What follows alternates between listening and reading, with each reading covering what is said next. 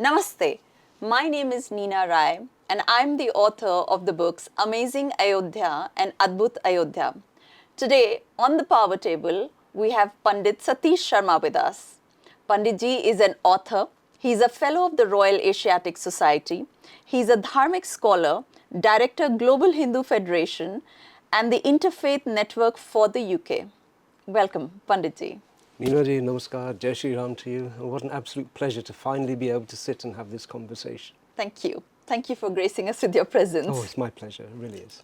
You've written this wonderful book, Caste Conversion, A Colonial Conspiracy, and in that book you have clearly mentioned caste as a concept, practice, and social cancer, you've labeled it a social cancer, is purely and exclusively a European Christian colonial creation.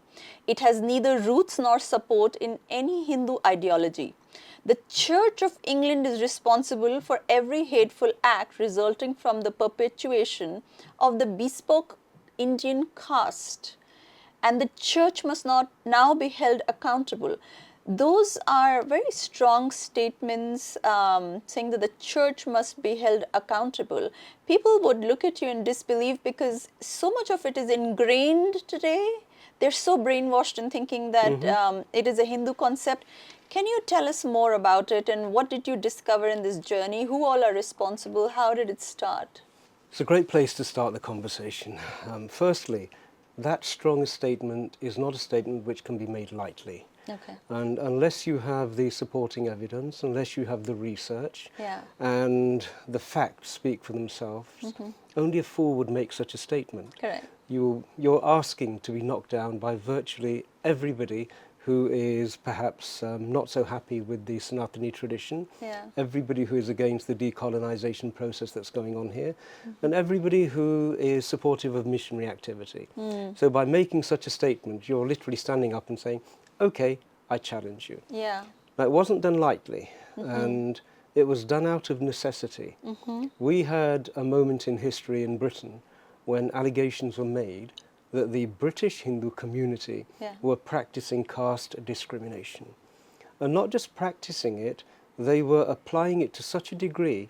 In fact, the figures that were presented to the House of Lords were that half of the Hindu community were discriminating on the basis of caste against the other half. Wow. So this was a statement made in the House of Lords by a bishop of the Church of England. Somehow either bishops, reverends or somebody or the other is always responsible. They are not bothered about how the poor Christians in Africa are suffering, but they are very bothered about how the Hindus are faring amongst themselves, isn't it? So I've made a statement in the book somewhere where I'm quite accommodating of the statement made by Lord Harris, because he's an elderly gentleman, that he grew up at a time when racism was the de facto creed in the country. Okay. And so it's hardwired in him to have this notion of British superiority, to have the Anglican notion that we're going to save the world. All of those things are deep and scarred within a person of his age and his generation. Okay. But that didn't really absolve him of the harm that he sought to inflict on our community. Okay. And I used to follow these affairs, parliamentary issues which affected our country, our community and our country, both the UK and Bharat. And so when it came to my attention that he's made this allegation, I consulted the majority of the mandirs up and down the country. I was serving in a charity which had some sort of representative authority, the oldest charity, Hindu charity in the UK. And so I consulted everyone. I said, hang on a minute, this allegation has been made. I want to know, has anybody ever made a complaint in any of our mandirs or any of our societies where they have asserted that they have been discriminated on the basis of caste? And it didn't happen. But this allegation had been made against us. And my lived experience, and I've been in that country for over 55 years, was that this was not a feature of our community. And when this allegation was made, I needed to find out why. And I needed to respond to it. Otherwise it was going to tear our community apart, which is the way in which it's functioned here. It's created, over 2 or 3 generations, deep-seated suspicion and rifts and friction points which are continuously picked at. They're like almost like societal wounds. Yeah. And whenever somebody wants to cause us pain, Yeah. they will come and pick at those wounds, and all of a sudden we are suffering again. Correct. And so I needed to understand where this came from. And so I engaged with the issue, and in order to be able to rebut their allegation, I decided to scrutinize the history of this issue, to fully understand how is it that this has been like a millstone placed around our neck. Where did it come from? If you know Dharma Shastra and you know Sanatani value systems, you know, one, this is irrational. Right? And we're not an irrational society. The reason we've sustained ourselves for so long is that we are natural. We work in harmony with the nature of individual beings, Correct. including human beings. Yeah. And it's fundamentally irrational and unnatural to assert that if you are a farmer, your child is going to be born with farming attributes.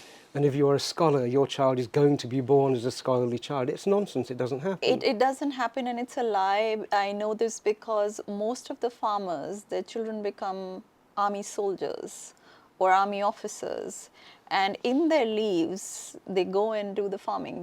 Because I come from an army family, I know that whenever fasal jab katti hai, they want to go home. They have to do this, or at a particular time when they are sowing or doing work, they have to help with the farm. Yeah. And this is not now. Traditional Hindu society, everybody was farming as well as soldiering. It was common for everybody to do that. If you want a harmonious society, Yeah. every member of that society must feel fulfilled in the work that they are doing. Correct. The society must derive the maximum benefit from this person who is being fulfilled by the work that they're doing. Correct. Which means the work that they are doing needs to match their attributes, their innate talents, their innate desires, what fulfills them. And so it's a nonsense that we, a Rishi culture, which observes and then works with nature and harmony, would assert and put into a society a rigid system which denied the natural expression in human nature. Correct. And that would be Varn. And Varna is in fact the articulation of those principles. When Sri Krishna ji in the Gita says, Chatur Varnam Maya Srishtam, Correct. what he's actually saying is, I have created 4 archetypes, 4 aptitude sets. Correct. And in fact, whenever you go for a job interview, Yeah. the interviewer is trying to understand what your Varna is. Correct. If your Varna is mercurial and inspired and mischievous, then they will allocate you to a sales sort of a role, a public-facing role. Correct. That person would not be fulfilled in the back office doing trial balances and ledgers. Correct. And so we worked that out a long time ago, that if a society is going to sustain itself over a long period of time, find out the aptitudes, match the work so the person is fulfilled, and then the society flourishes. Correct. In fact, you speak of the Gita and you speak of the modern day society, even the Janam Kundli that we make, the Lagna will tell you whether this person is going to be a CEO, a ruler, an independent person, or this person will like the service industry or will be in service. I'm just giving you small absolutely, things. yeah. We have so many, even in Ayurveda, they can look at the Prakriti of a person. Correct. Those with higher Pith Prakriti will become heads, tops, leaders because they're driven. Yeah, they're driven, they're perfectionists. They want everything done, perfectly to the T. So we've had this brilliant system and brilliant society. So a fundamental part of that understanding, a logical extension of it, Yeah. is that you are born Yeah. with the influence of certain planets. Okay? And so when you are born with the influence of those planets, that can be used to analyze what the Janam Varna is. Correct. And so from that, Yeah. we would say this child is naturally a sportsman. Yeah. Okay, Yeah. competitive, Especially if physical, they have Mars in the Lagna. and so on, and so on. In fact, even the Varna and the Gana Yes. are stated in the Janam Patrika. Correct, correct. And so we used to observe that, Yeah. understanding that the planets have an influence. Correct. Then that child would be guided Yeah. into some sort of a profession. Correct. Now, the immediate extension of that thought Yeah. is that in the same family, Yeah. you will have children born under different astral configurations. Correct, yeah. And so we would not take a child whose Gana is at odds with the work that we want them to do. In fact, when the child is a few months old, they give him a knife or a sword and a pen and money and books, and they make them choose at the Anparashan, what profession this child is going to go to. Even beyond that, one of the roles of a gurukul Yes. was to establish what the child's varna is, Correct. and then train them to bring out those natural skills. Correct. But it was fundamentally accepted that of the 4 varnas, Yeah. society needs all of those 4 powers. Yeah. There are also 4 key power structures. Correct. You have to have warriors, you have to have wisdom workers, you have to have wealth creators, Correct. and you have to have workers who are innocent workers doing a daily wage or artisans or whatever. And in fact, this system is inherently found in every country in the world. The 4 power structures are Yeah. the same for any society. Any society, yes. And being a rishi culture, Yeah. we observe that these are the 4 attributes, that these are 4 powers that a society needs. And so we worked harmoniously to elevate them, which is why over millennia we existed, we thrived, we flourished. Yeah. But underlying it all was something uniquely dharmic. Yeah. And that is that Atma and Paramatma is the same in everybody. Correct. And if this is mere clothing, on what basis are you going to elevate somebody and say they're higher, Yeah. or diminish somebody and say they're lower, when they're providing a function, one of the 4 which is absolutely necessary? And on what basis are you then going to discriminate and create a hierarchy? It's a nonsense. It's a clash of consciousness, and so we never had it. Now, I know all of this from the Dharma Shastras and Yoga Bhyas and so on. And so when I turned to this thing called caste, Yeah. I needed to know, how did it creep in? Yeah. And why is it that we do have today people who are actively discriminating against each other on the basis of some hereditary hierarchical endogamous structure? Correct. And that's where my journey into this started. I needed to rebut Lord Harry's accusations against our community in the United Kingdom. Okay, what was his accusation again? Well, that he asserted in the House of Lords Yeah. that 480,000 of Her Majesty's Hindu subjects were being discriminated against on a daily basis by other members of the Hindu community. And I'm almost quoting his words verbatim there.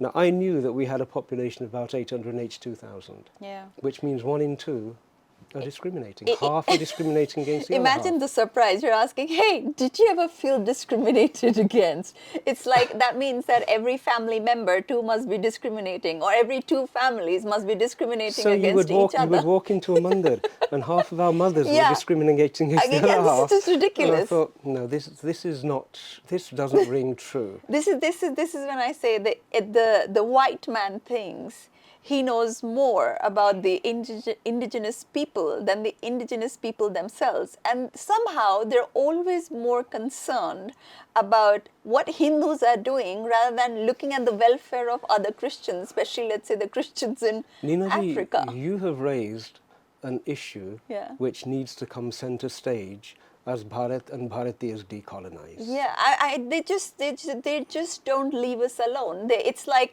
Do you know why? Why? And you're talking to somebody who is a fascist when it comes to dates and events and times and places. Please. So there are 2 elements behind this. Yeah. You wouldn't allow me to come into your home Yeah. and criticize your dress and your garments and the clothing and the furnishings and the manner in which you've done. It's rude, isn't it? It is very rude. One doesn't do that. There are No. natural boundaries Yeah. within which we exist and operate Yeah. and maintain cordiality of relationships. Correct. So the first instance where this was blown out of the water Yeah. was a papal bull, an edict which came out of the Roman Catholic Church. And it's known as the Doctrine of Discovery. And the word discover actually means that if you go to any nation where there are no whites and there are no Christians, you can assume that everything there is fauna and flora. What does that imply? Plants and animals. What? Have you heard of the phrase persona non grata? Yes. Okay, literally it means personhood not granted. So you do not have the status of being a person. You are part of the animal kingdom. What? So the Doctrine of Discovery basically said European Christians could go out into the world, and if they came across any part of the world, any land, and there weren't white Christians there, they could take it over. That's what discover means. It means to take control of the fauna, the flora, the land, the resources, and completely deny the validity of any civilization that's existing there. That's what the word discovery actually means. So when Columbus, looking for Bharat, went in totally the wrong direction Correct. and ended up in what's called the Americas, Yeah. he discovered it, Yeah. which means he claimed it Yeah. for the church Yeah. and for Europeans, Yeah. and personhood and the rights of human beings were not granted to the people who are indigenous to those lands. That is absolutely and utterly shameful, and I had no idea about this. Most and people what, don't. Yeah, and the shameful fact now is that they don't say that Columbus discovered America. Now they're saying, oh, well, he was just a trader looking for spices. Really? And sponsored by the church? We all know he was sponsored by the church to go and claim lands. But in order to claim lands, he had to say that the human beings there were a part of flora and fauna. That means they're not human beings. Gave them divine sanction for that position. A second paper bull came out called Terra Nullis, Okay. and that means empty earth. Empty earth. Yeah. So again, if there are no Europeans and there are no Christians, you can assume that that land is empty, and you can discover it, which means take ownership of it for the church and the people of the Euro-Christian civilization. Is that why they had slaves across the world? Because they were animals. In fact, it was 1961 in Australia when finally the indigenous Aboriginal occupants were given the status of being persons. 1961? Only 1961. And Up until then, they were treated as cattle and as fauna and flora. Yeah, because I have seen the pictures of these Aborigines with chains in their Correct. collars. That's just inhuman, and they were chained. But they weren't humans, you see.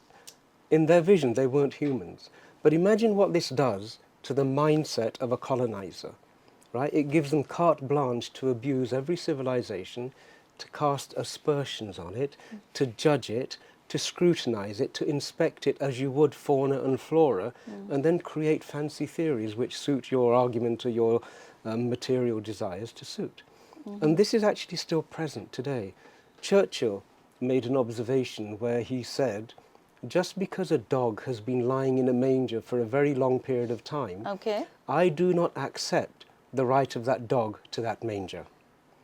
So this is an analogy. A manger. What do you mean so by a manger is a bed of straw.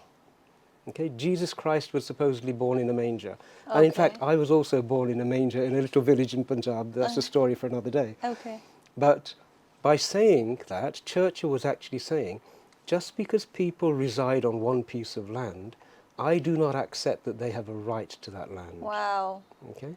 So I may have been residing there for 10,000 years. Absolutely.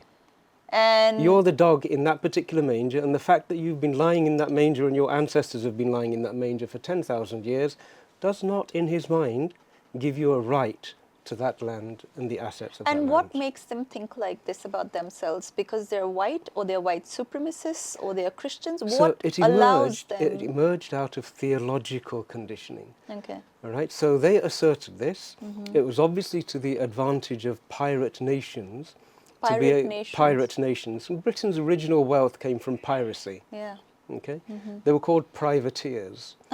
And privateer was a fancy name given by Her Majesty or His Majesty to a person who was authorized to take a ship, go out onto the high seas and destroy Spanish galleons and French ships and seize whatever the goods were. And if you brought it back and gave the crown a certain percentage, then that was acceptable trade. It's like tuggies.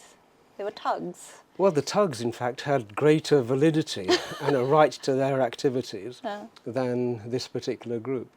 But imagine what it does to the psyche. Yeah. It means if you've been indoctrinated into an environment where you are assumed to have superior intellect and divine authority, and that those who are not part of your in-group are inferior, even though you don't understand the subtlety of their civilization, you can do whatever you want. And you will see this attitude even today in, have you seen the recent interview, BBC Hard Talk? Yeah. And the attitude of Stephen Saka is exactly this attitude. To Justice Persona non grata. To Justice Chandrachud. Is that the one you're talking about? Yes, that's the one. Yes, Yeah. yes. And I think he also interviewed Puriji, Yeah. Minister Hardeep Puriji. Yes. Right? And it was that same condescension that I don't even give you the status of human being worthy of my courtesy. Oh. Right? I can talk to you in the manner that suits me. For entertainment purposes, I'll happily humiliate you. Yeah. Now, this is all alien and anathema to the nations, the indigenous nations, the First Nations as they're called. But it explains the attitude of why certain people feel they have a right to comment on civilizations which have nothing to do with them. And they have they no have idea about. responsibility. They have no idea about. They haven't lived long enough to know what civilization is. Well, we see this peculiarity in the House of Parliament in Britain all the time. They will have a debate on the devastating situation of the poor people of Manipur.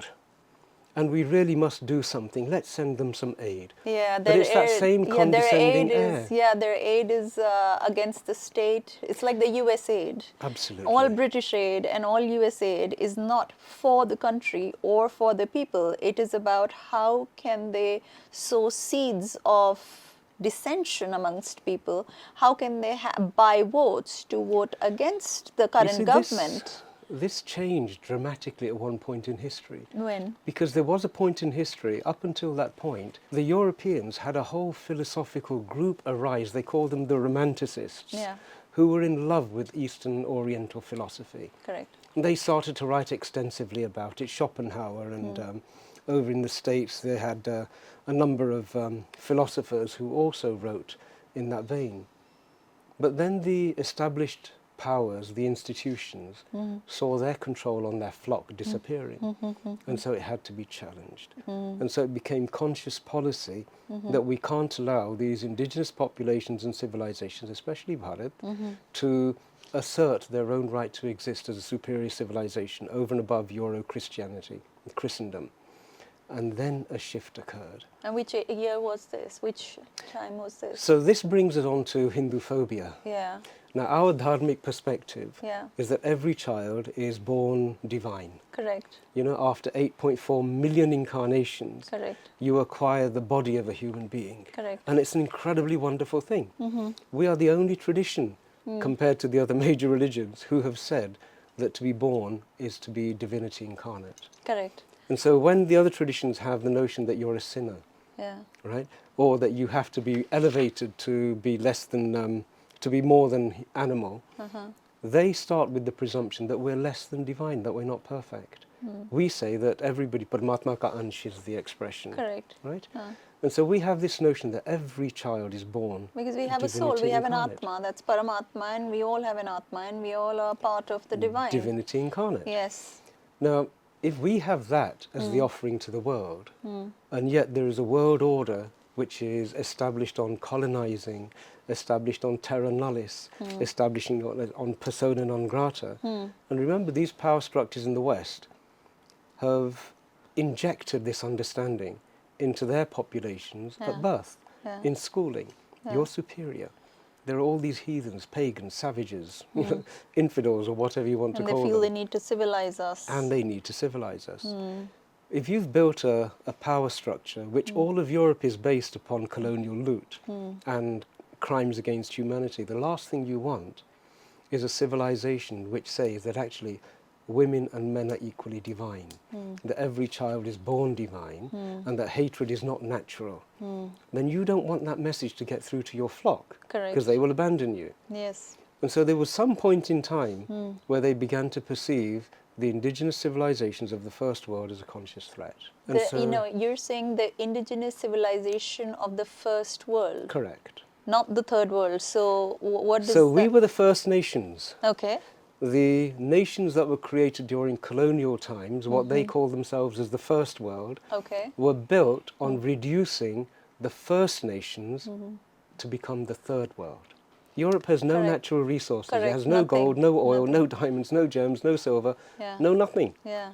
And yet it's the preeminent power, Yeah. and they created the institutions of the world. Yeah.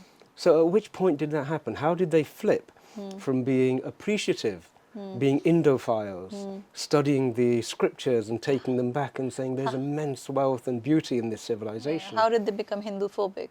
When did it happen? Yeah, when did it happen? And so I needed to answer this to my satisfaction. Yeah. Now everybody has heard of William Wilberforce. Okay. And he's known throughout the world as the man who banned slavery across the British Empire. Balli balli. Okay? And this is what he's touted as. What people don't know is that from 1794 through to 1812, he had a mission. In 1754, he became religious. He became committed to the Christian Anglican cause. The East India Company was bringing obscene amounts of wealth from Bharat to the United Kingdom. Correct, they were looting right, left and center. And these robber barons were building their country estates in the shires. Yeah. And the church was really unhappy. In the East India Company's charter was written that they were not allowed to Christianize Bharat. Yeah, because if they started evangelical activities, they would have revolt against them. So their businesses And would the stop. directors knew this point. Yes. So there was an impediment to the church acquiring the similar sort of obscene wealth that the business and merchants were acquiring. Yeah. And this was unacceptable. Now, William Wilberforce was a parliamentarian for Yorkshire, and so they lobbied him, saying, you need to get this charter changed. Okay. So And what he did tried, they do?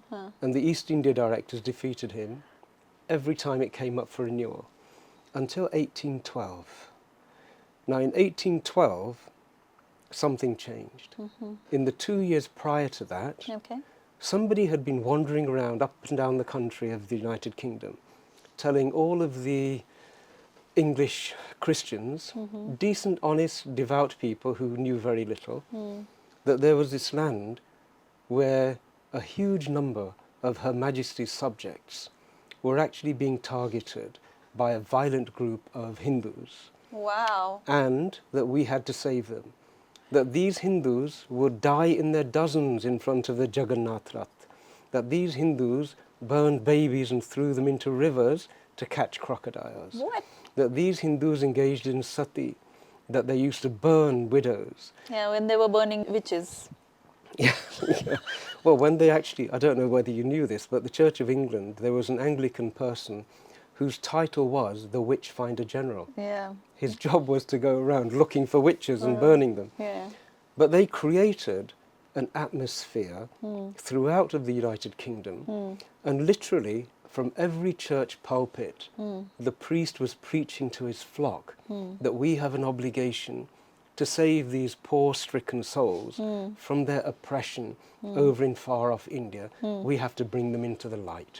We have to eradicate their ancient evil barbaric systems. In fact, on ancient evil, I always observe that the Christians, and to an extent the Muslims, they all associate ancient with evil, and or in Islamic, it's jahil.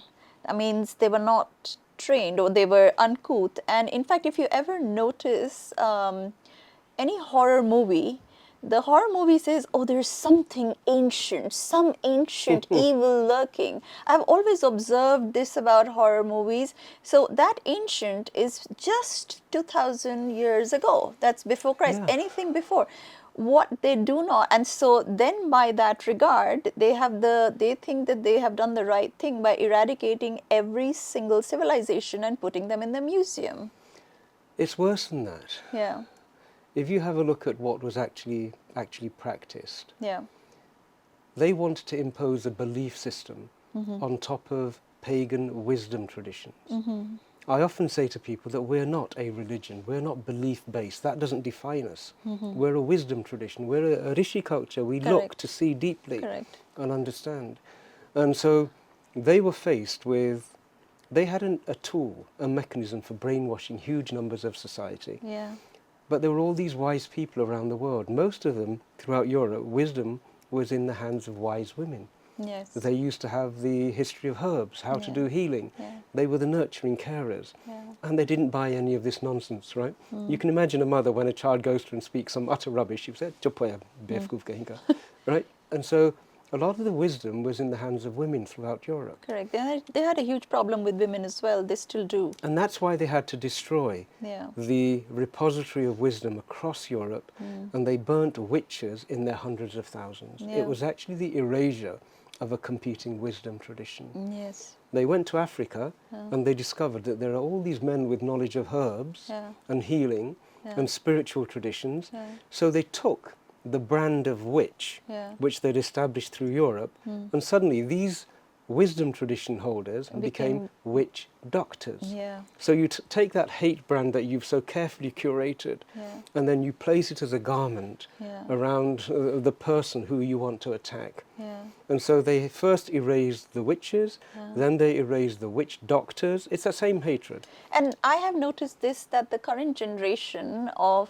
whites, whether they are from Europe, Australia, or America, carry this thing at the back of their mind. I remember I was in Bali and there were some people, and they had done some puja, and there was something hanging on top of one of the villas. And I asked somebody, and I said, can you see what that is? And I said, can you show it to me, bring it down and show it to me? And they said, ooh, I'm not going to touch that. I don't know what voodoo it may be. I said, voodoo? So they think that everything that is as a homage or respect must be voodoo. And it's not their fault. Yeah, anything that is ancient must be evil, because everything that existed was either jahil or evil, and the most beautiful civilizations that have gone by must be all evil. And so they feel peculiar pleasure in, either having decimated them or civilized them, and now they look at the museums full of these treasures and they marvel and they say, oh, where did these people go? Well, not only do they marvel, they feel empathy Yeah. for this extinct civilization. How wonderful these natives were, the noble savage, Yeah. and they're no longer in existence, completely forgetting that the Their own largest hand. genocide Yeah. was on the Africans, the Indians, and the American people, where it was a conscious attempt It to was very literally conscious. erase them from existence. Correct.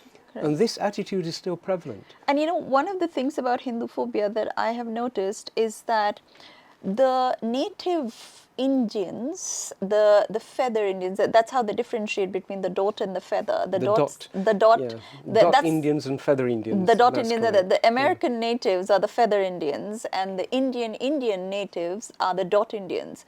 So they'll always, like when you say, oh yeah, there's an Indian with us, they'll be like, which Indian, mate? Like feather or dot. And so this is how their reference is. They will not be talking about the feather Indians, the Native Americans, because they hardly have a voice today. But Hinduphobia is so rampant across the world, and these days on Twitter, you see it every single day. And the attacks just do not end. And, and one of the reasons I know that this happens is because neither are the Aborigines were able to stand up in Correct. Australia. Correct. The American natives did not stand up to them. They are almost extinct. And whatever is left of them, they're in a poor state. It is the indigenous Hindus, the indigenous people of this land of Bharat, who are standing up against them. Do you know why? Why? Okay. Because our tradition says that because you're born divine, Yes. you have two gifts which are equally divine. Correct. One is the faculty of reason, Yeah. the head. One is the faculty of heart, compassion, love, all of the good things. Correct. Intelligence quotients and emotional quotients. Correct. And our tradition is the only one that says you don't have to believe anything. You have the freedom to explore using those two faculties and continuously refine them and look deeper and greater into understanding. And you have the freedom to believe something on a Monday.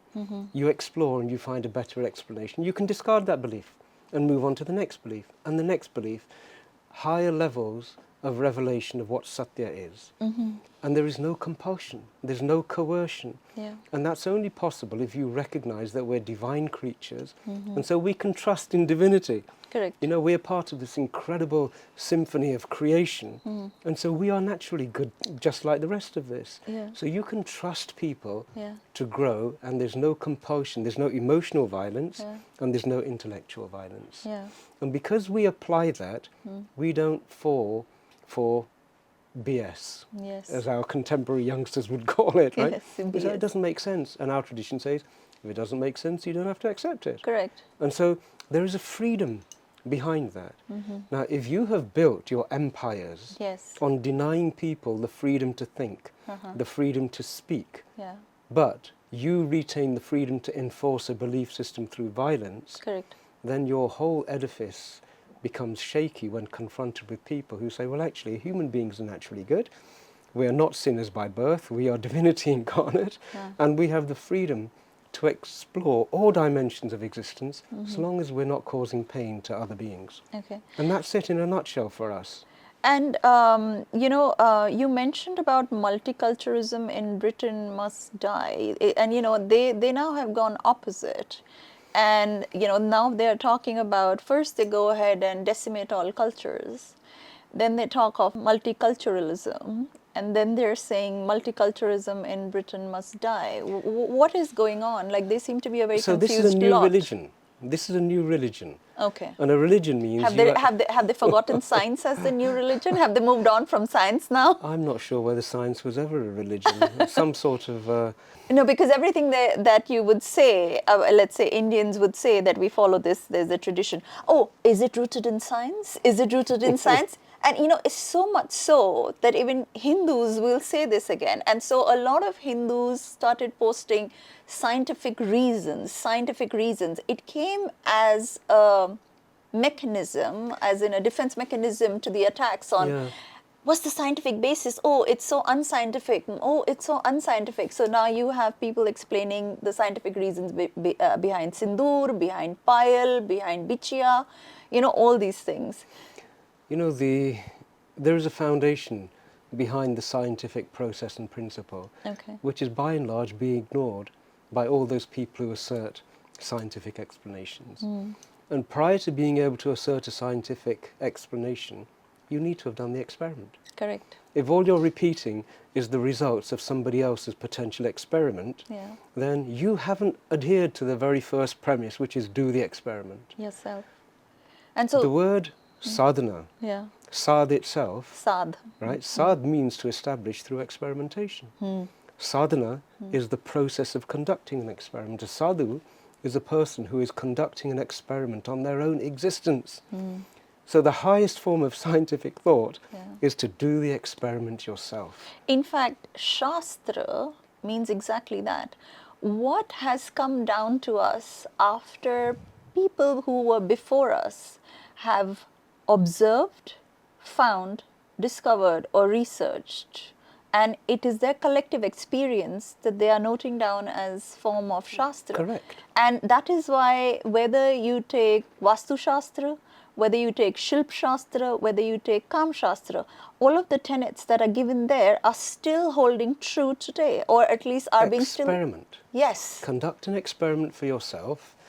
You can look at the guides left by people who have preceded you. Correct. See what experiments they did. You can look at the peer reviews of their experiments. If you hold your breath on the inhalation for so long and then on the exhalation for so long and so on, see what happens. But here's what somebody else did and here's what they left behind for you. Correct. So we've had this approach right from day one.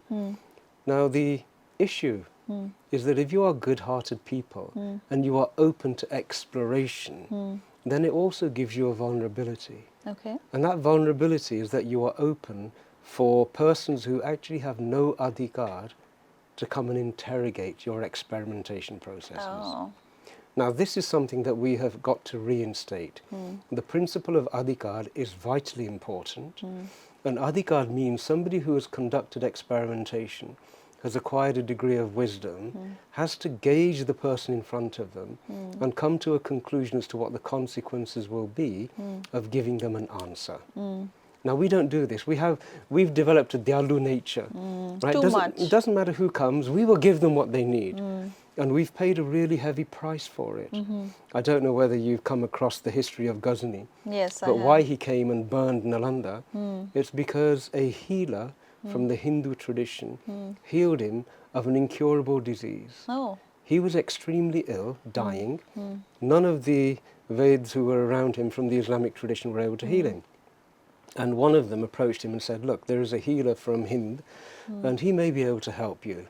And Ghazni was in a quandary, a dharm sankat, right? That none of my Islamic healers have been able to heal me, but is an infidel going to come and heal me? And he said, well, bring him and let's hear him. And so they invited this Pandit, who was a Kashmiri Pandit, and gave him the condition that I will not take any of your heathen medicines, but you still have to heal me. Can you do that?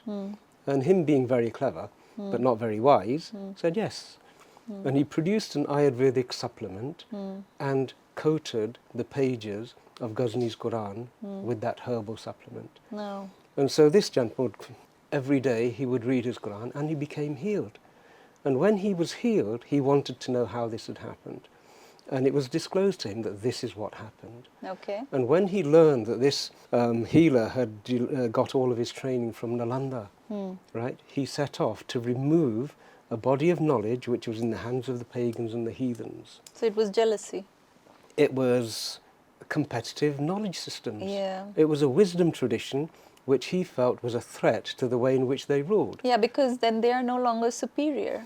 But think about the issue of Adhikar, which is what I'd mentioned. Correct. Now, had our humble Vedacharya been wiser, he would have considered the consequences of his actions. But this Dyalu nature that we have to give, actually it's Sattvic Ahankar. Yes. It is a form of Ahankar, that I can do whatever I can because it makes me feel elevated and righteous and good and, wonderful, And then irrespective of the consequences. And that is Dharmic. And in that, they become useful idiots. Completely. And we still do it today. We I do it see it today. done all the time. Yeah. So when I have conversations with people in a non-dharmic environment, I'm always looking, do they have Adhikar?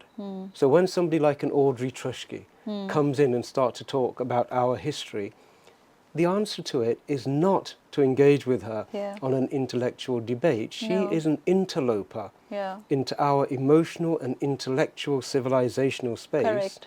Without Adhikar. And so we should not even allow her to be in that space. Correct.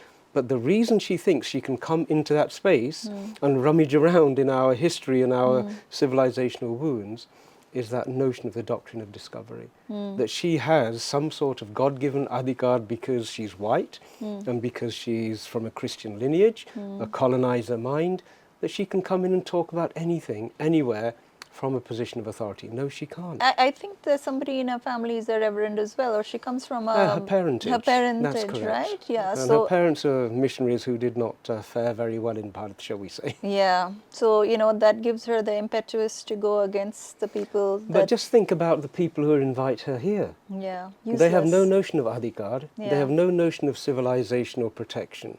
They have no notion of Shatru Bodh. That she is not here for our benefit. Correct. And so we have to start closing those doors off. To these kind of people. And when we close those doors off, it allows us to heal. Yes. It allows us the quiet space Correct. within which we can reintegrate our civilizational identity, Correct. which we can build our cohesive society. You have made a documentary called BBC on Trial, and you have attacked the same things in there and what the BBC does. Can you tell us what was the idea? Why did you make that? And what were they doing? And why were they doing? So we found, as I say, I've lived in the United Kingdom for a long time. And this is from like the kind of work that Audrey Trushki does. Yeah. It's the same thing. It's that same attitude. It's a tiny little correct. island, Correct. right, perched on the coldest corner of the Atlantic, on the People- far ends of civilization. Correct. And they think Suddenly, they can poke nose into everybody's affairs. Correct. Yeah, come and tell them off. Like, oh, you don't dress well, you don't do this, you don't do that. Well, who the hell are you?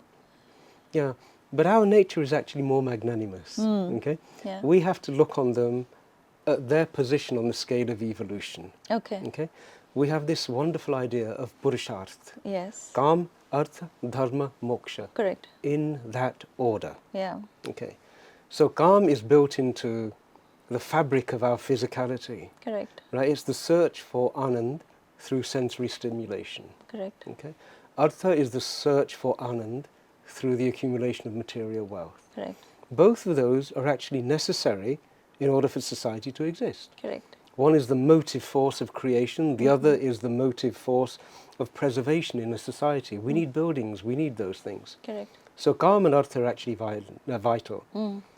Dharma, which is the third principle, is how do you engage in Kama and Artha in a manner which is harmonious? Correct. Because you can also pursue Anand from Kama and Anand from Artha Yes. in a completely adharmic manner. Correct. So when I look at European civilizations, if you have people who are stuck in Kama, the society is a reflection of those people and their state of evolution. If you have people who are stuck in pursuing Anand through the value system which says the more Anand I get through Kama is good, the more Anand I get through Artha is good, that's the final judgment, it doesn't matter how I get those, then you have societies which are actually in need of evolving. Correct. They don't know. So when somebody is stealing, so Robert Clive of India is stealing gold and wealth and saying that in one shipload he actually wrote in his diary, there is so much wealth in this country that I surprise myself on my forbearance in terms of how much wealth I have taken. Wow. Right?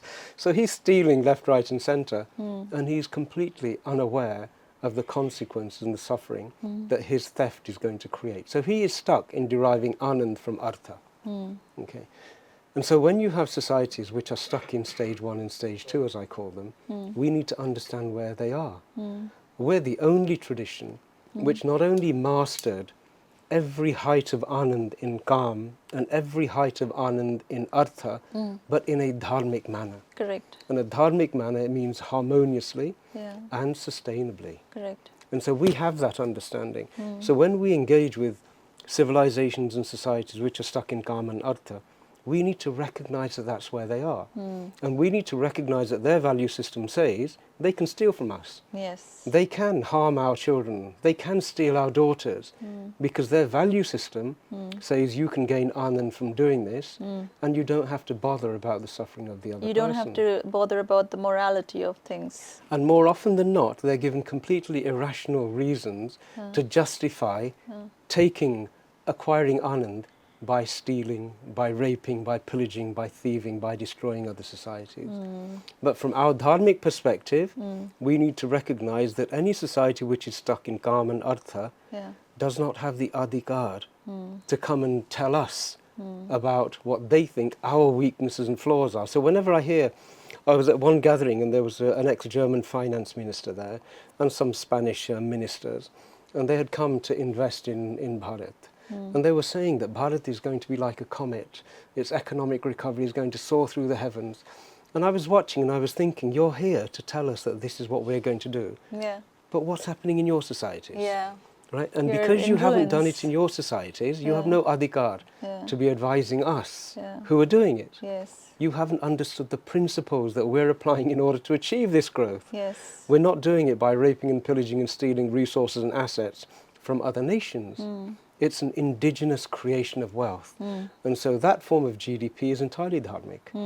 But what we have to recognize is that when you have lesser evolved societies stuck in Kama and Artha, they do not have that adhikar to come and talk to us. If their own home is falling apart Yeah, they are and their terribly. children are suffering, Yeah. they have absolutely no adhikar to come here and say, "Aapko ye karna chahiye," and let us help you in your endeavors. I find it very surprising. You, as a civilization, cannot look after your own daughters. Yeah, let's look at the Pakistani rape gangs in the UK, all over Europe. I think some of it has reached Australia as well, and I mean Muslim rape gangs, or whatever you want to call them, whether taharrush or you name it, and it's happening there. You have failed to look after your own daughters, and you want to come and tell us that in Manipur people are suffering, or somewhere some caste is suffering. I mean, shame on you. And shame on us Yeah. for allowing them entry. Entry, Right? yes. And we should recognize that these are Trojan horse Correct. strategies. Yes. And they're nothing other than Trojan horse strategies. And so in there you also mentioned in the documentary how they were after Prime Minister Modi. And what was the reason? What is it that they wanted, and why him? So it's a great question. It's something that I deliberated over for a while. Yeah. So being a resident in the United Kingdom and a British Hindu, we'd observed that the BBC had a way of presenting information Correct. which was contrary to our lived experience. Uh-huh. They would highlight certain phrases, Yes. they would diminish emphasis in other areas, and it was consistently done. Yeah. Whenever there was a crime perpetrated by a member of, let's say, the Muslim community, it was Asians that did it. Correct. Okay? And yet, whenever somebody in some remote village in the depths of Bihar Yeah. inflicted an atrocity or perpetrated a crime, they would say that it was this person of this jati, of this parampara, and it would be a lambi chodi kundli, as it were. Yeah. And so they would identify the Hinduness. Yes. And so they were highlighting Yeah. and ascribing criminal activity to a Hindu, and yet concealing it when it was done by a Muslim. Muslim. So, in fact, in the papers, I did my research on this. In the papers, they would say that the girls had sex with more than 100 South Asian men. And so many people cut that out and said raped South Asian Pakistani. And then somebody even cut that out and said Paki, you know, raped and grooming gang. Rape gang, not just men. The language was very specially curated and cultivated. Why is that? Oh, And there are two dimensions to this. okay. And one is by generalizing, Yes. you conceal an individual identity. Correct. So when you say Asians, and we objected, I've spoken with There are a billion Asians plus. Yeah. There are two, in fact, 2 or 3. How many billion Asians there are are there? 4.8 billion Asians. Correct. And that's 59 nations. Yes. Okay? Yes. And so by saying that these are Asian grooming gangs, Yeah. what you're doing, you're concealing a criminal Yeah. by putting him in a crowd of very many innocent people. Correct. Okay, Yeah. so he's part of that crowd. And it's like the bigger the haystack, the harder it is to find the needle. So they're making a huge haystack of 4.8 billion people and saying it was one of those. And so you're concealing the true identity, which makes you complicit. You're actually enabling Correct. those people to continue the criminal activity that they're engaging in. Correct. But the other thing you're doing is by saying Asian, you're also announcing to the indigenous population that they're not white, they're not English, right? They're foreigners. And that's something the British have always done. It's the divide and rule policy. You choose two groups, you find an attribute, and you blame one of them, and you point the finger at them as being responsible for the other group's suffering. And so by saying Asian, they're actually doing both of those things. Now, an organisation the size of the BBC, with huge resources, vast experience in broadcasting, does not make these mistakes casually. Correct. Their use of nuance, of inference, and of innuendo is vast. And so this is a deliberate policy. And when I found what was happening to us in the United Kingdom, Yeah. I've had conversations right to the highest levels, to the Director General of the BBC, the heads of all the departments. And our tradition is that we want to be part of a solution first. Correct. We don't want to be part of the problem. Correct. And so we engaged with them, and I tried desperately over a number of years to get them to redress the way in which they reported on our community, and it didn't happen. And it became crystal clear to me that this was not ignorance on their part. It was not deliberate. incompetence on their part. This was policy and strategy. When Prime Minister Modi was elected here, suddenly the whole thing escalated. Yeah.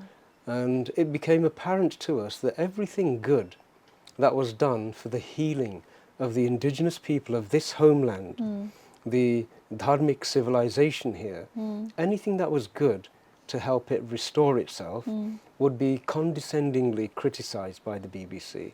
The good aspects would be diminished and a completely false narrative would be created. So anything good that Modi ji was doing had to be diminished and Correct. a false narrative had to be created. Correct. Why is that? So let me give you an example, farm laws, Yeah. or even CAA. CAA is Yeah, a great example. imagine, yeah. The CAA did not discriminate against anybody. Yeah. And yet, outside of Bharat, the BBC was proliferating the idea that it was anti-Muslim.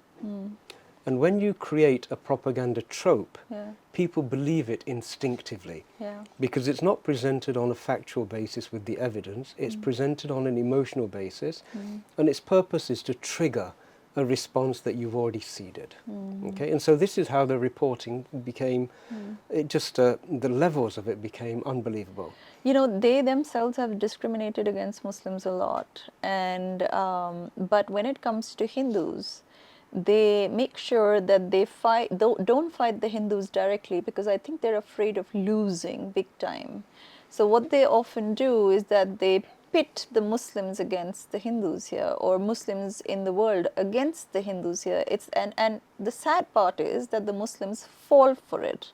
And in their own country, they are being destroyed by the Muslims. And I'll give you examples. For example, you know, that genocide that they inflicted on us, which they call the partition, and you've spoken about it as well. What was the need to give 2 lands to Muslim countries? Because they thought that they will finish the work that they left undone. And many times the royalty there thought of Muslims as their loyal servants. Well, this is such a layered event, partition, and there are multiple layers to it. 3rd of March 1923 was when the partition of Bharat was decided. 1923. People will deny this fact these days, you know, and Churchill had a huge role to play it, and, you know, whatever. They will make up all kinds of stories. I read these on Twitter every day. Please It's a tell fact. us. Yeah. It's a fact that on that date, oil was discovered in Saudi Arabia. Okay. Churchill, being a military strategist, realized that the power of the British Empire had been its capacity to direct force across the seas. If you can't send force there, you can't rule there. And seeing what had been steam-based power, and prior to that wind-based power, rule Britannia, Britannia rules the waves, he realized straight away that oil was going to be the fuel which was necessary for the British Empire to sustain itself. Correct. Whoever controlled the oil fields would control the capacity to exert power, force, influence, and maintain an empire. He also was aware that their capacity to hold on to Bharat was diminishing on a daily basis. Correct. And so the decision had already been made that no matter what happens, and he wrote this, he said, his instruction to Mountbatten was, I don't care where you draw the line, right, so long as 2 things. 1, not one hair on the head of a Muslim should be harmed. Correct. And secondly, keep a slice of India for us. Okay? So that was a very clear statement. And the intention behind it was that Pakistan would be a garrison state. Garrison state. Yeah. In what way? And a garrison state is a very clever state. In fact, Britain's a garrison state. Okay. Okay? And the idea is that the population don't know that their principal function is economic activity to support the garrison. Explain that. Okay. This is complicated for... It's actually really simple. No, tell Okay? us. Tell So us. if you've got an outpost, Okay. and strategically you want to keep it, you want a garrison there. Yeah. But how are you going to nourish and feed that garrison? How? Okay? The economic activity of the people there. Okay. So the people have to be convinced that actually the garrison is there for their protection. Oh, so the Pakistanis are convinced That they are a democratic society and that the army is there to serve their best interests. But history, if you look at the evidence, the Pakistani army has not served the democratic or economic interests of the people. And the army generals always retire in London. And Britain, even to this day, pays over £133 million to sustain its garrison. Is that what they've done in Bangladesh with Muhammad Correct. Yunus? A garrison state. They've created another garrison state. And in fact, even Britain, the British people think they're in a democratic republic, but they're not. Okay. They're in a garrison state. In fact, they have the worst of all ocracies. They have a monarchy, they have a theocracy, and they have a sham democracy. They have a sham. Why do you call it a sham democracy? Nobody voted for Britain to go and have a war in Iraq. Oh. Nobody voted for 500,000 fighting-age young men to be allowed to come into the country and take up residence all across the country and be sustained by the state. At the same time as British pensioners are not being able to heat their homes and are choosing between do I heat or do I eat. I was reading this thing that an old lady was asked to get out of the house so it could be... There are many such injustices, but this is characteristic of a garrison state. Because So- when your population starts to get a bit uppity, right, and your garrison is not now being sustained, you have to bring in another population. Oh, so the replacement. And so they are going Well, to the get evidence replaced. supports that. Yeah, No of British course. person, in fact, 1 million Brits marched against the Iraq War. Right? No Brit has been given the opportunity to vote on whether Britain should engage in a war in Ukraine. But these are military expeditions. These are what garrisons do. Right? And so Pakistan is a garrison state. And it was created as a garrison state to prevent Russia and China having access to the Arabian Sea. So to prevent Russia and China from having access to the Arabian Arabian Sea. Sea. And if India was united, they would have had that access through Pakistan. And so they... And what is to the west of Pakistan? The oil fields of the Middle East. Correct. And in fact, in your documentary, you've pointed out how BBC has played a role Correct. in overthrowing democratic governments. So we merely found the evidence, Yeah. and the evidence is irrefutable, Yeah. that the British government since 1947 had been involved in 42 regime change operations. Do you remember what I said about if you're a dog lying in a manger, Correct. the fact that you've been there for a long time doesn't mean you've got a right to it? Correct. That's the attitude of the British power structures in action. And you know, in this, the MI6 and the CIA were together. Correct. Yeah. They didn't do this by themselves. No.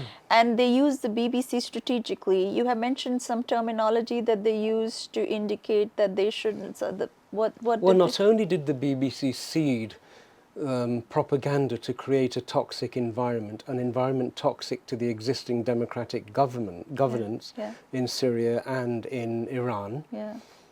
the BBC was used to issue the agreed code word. Code word. What was the code word?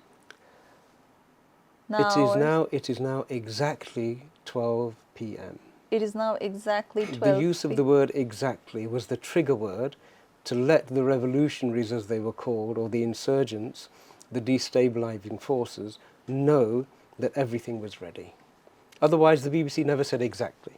So this was a pre-existed signal, pre-agreed signal, that when the day comes and the BBC announces and uses the word exactly at the midnight broadcast, that means we're ready to go. And how many countries do you think that they have done all this nonsense in? Well, as I said, the 42 regime change operations documented. 42 regime change Documented. Is this all in Asia, or have they done this in Europe? Have they done this in America? Where all have Largely they done the this? Middle East, Middle East. because of the oil fields, they wanted to have that access, and also across Asia now. I have noticed that whenever they have these regime changes, they don't allow democratic people or normal people to take over. They always assist and help the Islamists, the radical Islamists, the kind of people who are hated there, who will cause oppression, who will do this, and then from the back door they'll be like, oh, we're sending aid to help the women, we're sending this, we give these people so much aid. What's the characteristic of a garrison? That they can happily direct and target and inflict violence according to commands. Isn't that what a garrison is? Correct. And so you need people who can inflict violence on cue. And even better would be people who have been primed to inflict violence without even knowing that they have been seeded with the cue. It has become apparent that not only are they targeting a growing India, but with that, the man responsible for it, Prime Minister Narendra Modi, has been continuously being targeted. I want to understand why. Why are they so against a democratic country like India and a democratically elected leader? He is, for God's sake, the largest single democratic leader in the world. You don't come and preach his democracy. You don't call him a fascist, for God's sake. He's a democratically elected leader. How dare you? It's remarkable, isn't it? He has received the largest democratic mandate in history multiple times. Exactly. Not once, not twice, multiple times. Yeah. Never in history have there been elections on this scale. Yes. Never in history has the outcome been so crystal clear. Correct. And yet, that's still not good enough. Yes. Okay. Now, this still not good enough is worth exploring a little bit more. Correct. The Hindu community diaspora throughout the world is actually very successful. Correct. And we participate fully in the societies where we live and work with a template and a profile which is actually uniform across the world. Okay. In the UK, we have a 2% population, Mm-hmm. and we contribute 6% to GDP, Yeah. and we have less than 0.01% representation in British prisons. Mm-hmm. Isn't that a great profile? It is wonderful. Wouldn't you want to know why that was happening? Why? Wouldn't you want to invest time and money to work out how does this society function? And wouldn't you want to mimic us? Wouldn't you want to copy us? I mean, any sane person would say, look at this demographic, how wonderful they are, how they've conducted themselves in foreign land. They are an example, a role model to follow. But no. So I made this observation that if the whole of the British population functioned on the same principles, we would see a 300% increase in GDP. Right? We would see an 80% reduction in the prison population. Correct. Aren't those desirables? And Yes. yet, then nobody studies them. Yeah. And there are reasons behind this. And that is that we are appreciated everywhere. And I say this often to Hindus, we're appreciated, but we're not respected. Correct. Why And there is is a that? difference between those two. And I think often we mistake the two. We think this appreciation is actually respect, and it's not. You know, you appreciate a servant, you appreciate a slave if you're into a slave culture, but you don't respect either of those two. You give respect to people who are equal in power and status to you in your perception. In your perception. And we are not equal in status nor power in the perception of the rulers of the Western world. Why is that? This is apparent.